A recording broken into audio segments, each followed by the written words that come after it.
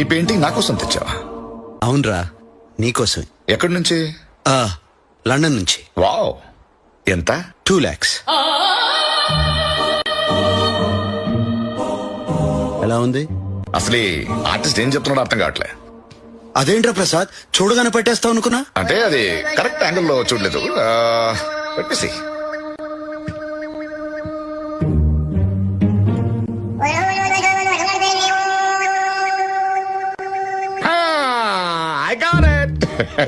అంటే that red, yellow, blue and orange మనిషిలో ఉన్న ఫీలింగ్స్ గురించి చెప్తున్నాయి కదా. Yeah Prasad, your a genius రా. Thank you. I'll buy it. నా టేస్ట్ ఏంటో నీకు బాగా తెలుసు. బాగా తెలుసు.